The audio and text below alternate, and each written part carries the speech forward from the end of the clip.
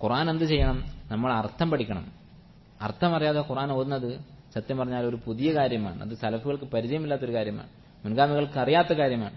അതുകൊണ്ട് അങ്ങനെ ഉള്ള ഒരവസ്ഥയിൽ ജീവിച്ച് മരിച്ചു പോകാൻ നമ്മൾ ആഗ്രഹിക്കരുത്. ഖുർആന്റെ അർത്ഥം നമ്മൾ പഠിക്കണം.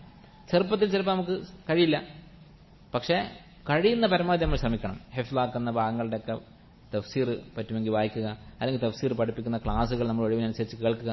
അങ്ങനെ നമ്മൾ ഓതുന്ന ഈ ആയത്തിന്റെ അർത്ഥം നമ്മൾ പഠിക്കാൻ ശ്രമിക്കണം. കാരണം അല്ലാഹു സുബ്ഹാനഹു വ തആല യഹൂദികളെ ആക്ഷേപിച്ചിട്ടുള്ള കാര്യമാണ്. എന്താണ്? വമിൻഹും ഉമ്മിയൂന ലാ യഅലമൂനൽ കിതാബ ഇല്ലാ അമാനി. അവരിൽ ചില ഉമ്മിയീങ്ങളുണ്ട്. ഉമ്മിയീങ്ങൾ എന്ന് പറഞ്ഞാൽ വിവരമില്ലാത്ത ആളുകൾ, എഴുത്തുമാന്യം അറിയാത്ത ആളുകൾ. അവിടെ അക്ഷരാർത്ഥത്തിൽ എഴുതാൻ അറിയില്ല എന്നല്ല അവിടെ ഉമ്മിയൂൻ എന്ന വാക്കുകൊണ്ട് ഉദ്ദേശിച്ചത്. ചില വിവരദോഷികൾ, ജാഹിലുകൾ എന്നാണ്. എന്താണ് ജാഹിൽ എന്ന് അവരെ വിളിക്കാൻ കാരണം? ലാ യഅലമൂനൽ കിതാബ്, അവർക്ക് അവരുടെ കിതാബ് അറിയില്ല, തൗറാത്ത് അവർക്ക് അറിയില്ല. ഇല്ല അമാനിയ, അവർക്ക് അറിയുന്നത് എന്താണ്? അത് ഓതാൻ അറിയാം എന്ന് മാത്രം. അതിന്റെ യഥാർത്ഥ ആശയം അവർക്കറിയില്ല എന്ന് അല്ലാഹു സുബ്ഹാനഹു വ തആല യഹൂദികൾ ആക്ഷേപിച്ചിട്ടുണ്ട്.